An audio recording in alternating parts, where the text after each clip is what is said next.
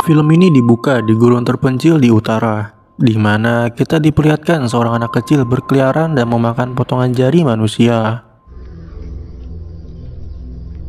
Tak lama setelah itu, ada seorang pria yang bernama Ilham yang berkendara ke arah gurun. Ternyata dia adalah seorang fotografer yang datang untuk mengabadikan gerhana matahari. Dia memanjat batu yang sangat sulit dan akhirnya menemukan tempat yang tepat untuk memasang kameranya. Tidak lama kemudian, gerhana matahari dimulai dan Ilham mengambil beberapa gambar.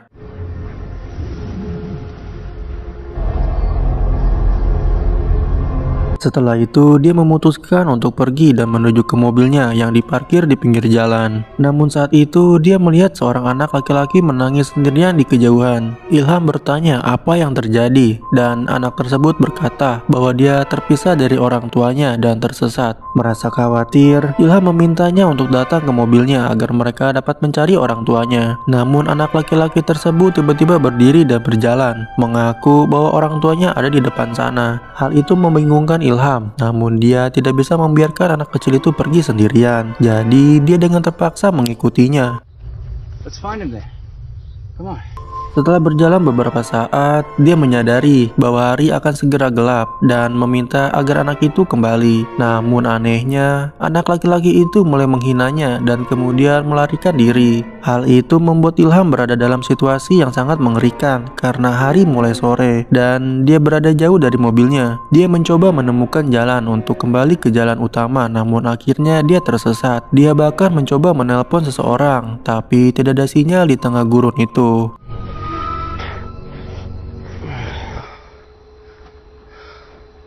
Tak lama kemudian, Ilham terkejut saat mendengar seorang wanita bernyanyi dari kejauhan. Dia mendekati suara tersebut dan segera melihat sebuah kabin di dasar jurang. Dia juga melihat tangga yang bisa ditarik menuju ke kabin, yang kemudian dia turuni dengan hati-hati. Ketika dia tiba, dia mengetuk pintu kabin, dan seorang wanita bernama Alina menjawabnya.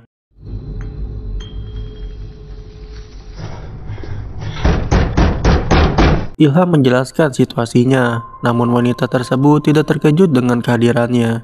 Alina dengan santai mengundang Ilham masuk dan menawarinya makanan tanpa banyak bicara. Ilham kemudian bertanya bagaimana cara keluar dari sini, tapi Alina tidak menjawab sama sekali. Hal itu membuat Ilham frustasi dan Alina mencegahnya untuk pergi karena hari sudah malam dan memintanya untuk tinggal. Karena tidak ada pilihan lain, dia setuju dan berbaring di tempat tidur. Ilham kemudian melihat Alina telanjang dan membersihkan dirinya di ruangan lain. Itu membuatnya merasa aneh, tapi dia tidak terlalu memikirkan hal itu dan menutup matanya.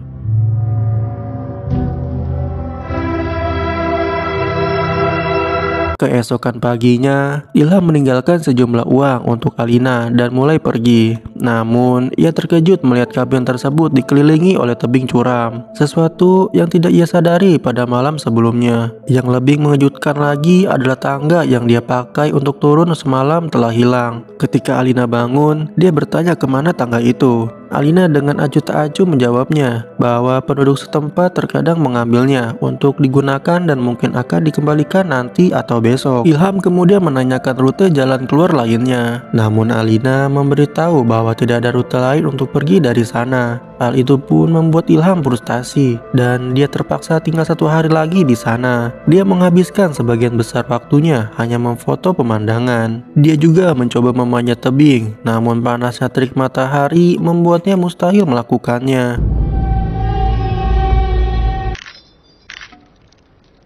Now ladder. I don't know where it is.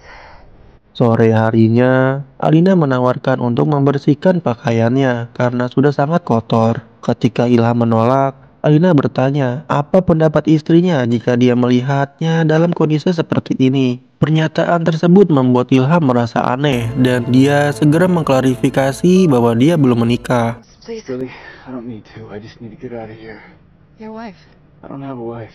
Keesokan harinya, Ilham masuk ke dalam rumah Alina untuk mencari apapun yang bisa membantunya memanjat. Dia akhirnya menemukan beliung dan mencoba menggunakannya untuk memanjat tebing. Namun beberapa saat kemudian, beberapa bocil tiba-tiba melemparkan potongan kepala binatang ke arahnya. Hal ini menyebabkan dia kehilangan keseimbangan dan dia langsung terjatuh ke tanah, tak sadarkan diri.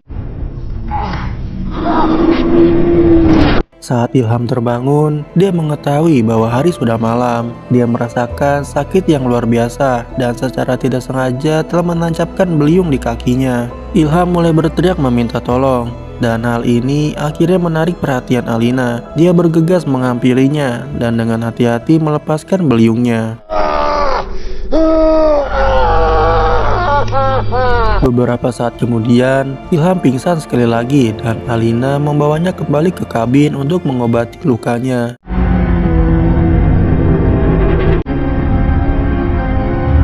2 hari kemudian, dia merasa sedikit lebih baik dan sekali lagi mencoba keluar dari sana. Ilham melihat ke atas tebing dan berteriak meminta tolong, tapi tidak ada orang yang datang membantunya. Karena frustasi, Ilham pun marah dan menyeret Alina keluar, ingin tahu apa yang sedang terjadi di sana. Alina tidak menjawab pertanyaannya, namun Alina meyakinkannya bahwa dia bisa merawat dan memberinya makan. Namun Ilham dengan marah mengatakan kepadanya bahwa dia hanya ingin kembali ke kehidupan normalnya. Ia mengaku memiliki kehidupan di luar sana dan orang-orang bergantung kepadanya. Alina mencoba mendekatinya, namun Ilham menolak dan memintanya untuk meninggalkannya sendirian.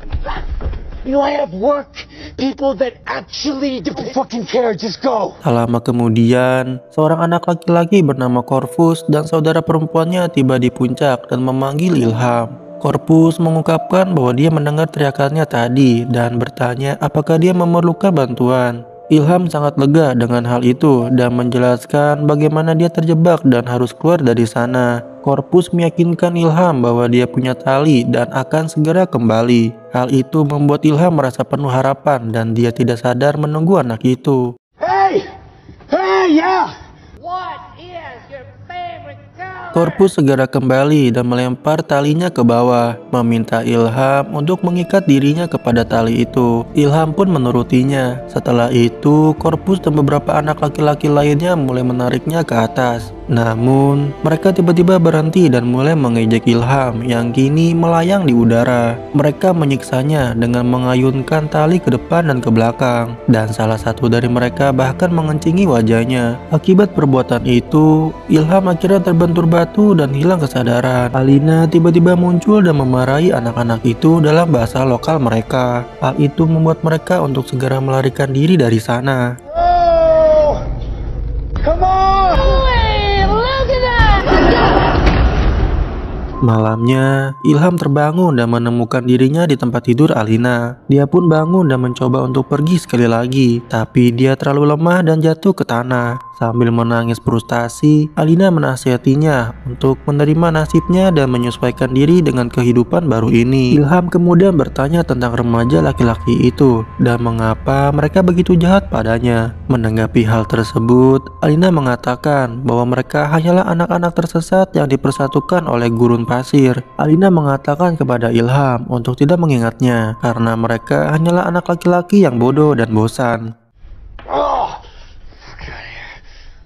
Adegan kemudian beralih ke beberapa minggu kemudian. Saat Ilham telah menerima nasibnya dan tinggal dengan damai di gurun, Alina juga merawatnya dengan baik. Suatu hari, seorang remaja membawakannya sebuah paket berisi makanan dan kebutuhan lainnya. Hal ini mengejutkan Ilham dan dia bertanya-tanya dari mana barang tersebut berasal. Namun, Alina berpendapat lebih baik tidak bertanya dan cukup menikmati apa yang telah disediakan. Mendengar hal itu, Ilham curiga kepada Alina yang juga korban seperti dirinya dan terpaksa tinggal di tempat ini. This for when it gets cold?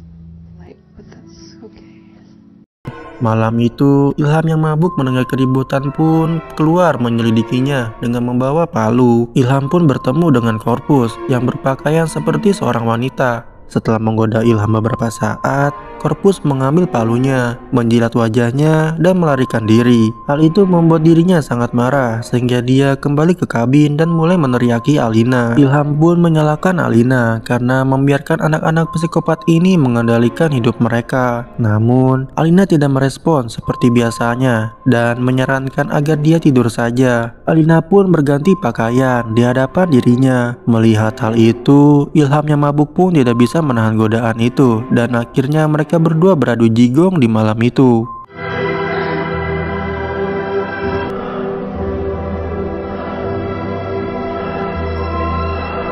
Beberapa hari kemudian, saat Ilham sedang sibuk di taman, seorang anak laki-laki bernama Lepus memanggilnya dari atas, menanyakan apa yang dia lakukan. Ilham menjawab bahwa dia sedang bertani, dan meskipun tinggal di gurun, dia menyadari bahwa lubang tersebut hampir merupakan mikrokosmos. Saat anak laki-laki itu bertanya tentang mikrokosmos, Ilham mengungkapkan bahwa yang dimaksudnya adalah konsep pembentukan kehidupan kecil di tempat yang lebih besar. Lepus terkesan dengan pengetahuan itu dan mengungkapkan keinginannya untuk mempelajarinya juga. Ilham setuju untuk mengajarinya, dan dia meminta bantuan untuk keluar dari sana sebagai imbalannya. Namun, anak laki-laki itu tampak sangat gugup dan segera pergi dari sana.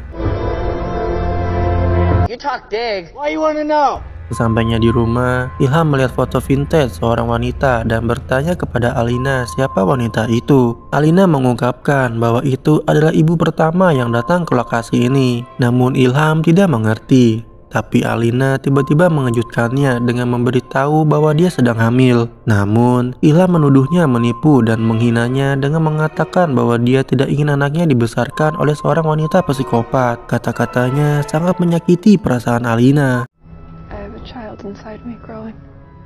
Keesokan paginya, Ilham sedang jogging saat Lepus kembali dan berbicara dengannya. Ilham meminta bantuannya dengan mengatakan bahwa wanita di sini sedang hamil dan mereka harus pergi keluar. Ilham meminta Lepus untuk membawa tali, dan Ilham mengatakan bahwa ini akan menjadi pelajaran fisika pertamanya. Lepus pun tampaknya tertarik, dan Ilham selanjutnya meyakinkannya dengan mengatakan bahwa begitu mereka melahirkan diri, mereka semua dapat hidup sebagai satu keluarga. Lepus setuju untuk membantunya, tetapi dia bisa melakukannya saat yang lain sedang tidur. Sayangnya, remaja lain tidak sengaja mendengar percakapan mereka dan membawa Lepus pergi dari sana. 12, almost a man then. They'd have to be sleeping. He's so sweet.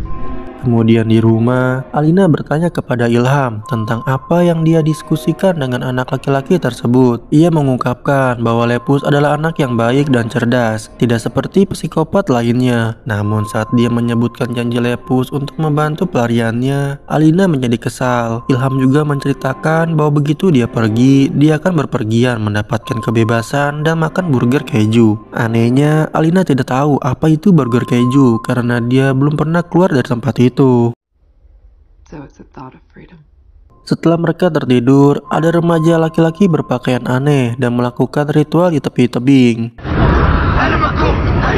Saat Ilham dan Alina bangun di keesokan paginya, mereka kaget melihat Lepus yang diikat tali di atas tebing dan mereka melihat punggungnya yang telah terkoyak. Alina berteriak ketakutan dan meneriaki agar mereka jangan melakukan hal ini satu sama lain. Dia juga menuduh Ilham membiarkan putranya dibunuh dan menjadi marah. Sebelum Ilham dapat memahami apa yang dikatakannya, Alina menyerangnya dan akhirnya Ilham pun pingsan dengan sepotong kayu yang dipukul kepalanya. Adegan kemudian beralih ke beberapa bulan kemudian saat kita melihat Ilham dikurung di dalam sangkar seperti binatang. Alina yang kini sedang hamil tua memberinya air dan makanan hanya agar dia tetap hidup. Ketika sore, Ilham melihat seorang pendaki wanita di puncak dan berteriak memanggilnya, dan wanita itu datang menghampirinya. Dia memohon bantuannya dan mendesaknya untuk segera memanggil polisi. Wanita itu menyuruhnya menunggu selagi dia menelpon. Namun, tak lama kemudian, dia melihat Corvus menangkap wanita tersebut dan membunuhnya secara brutal. Ilham mulai frustasi, menyadari bahwa dia tidak akan pernah bisa lolos dari lubang neraka ini.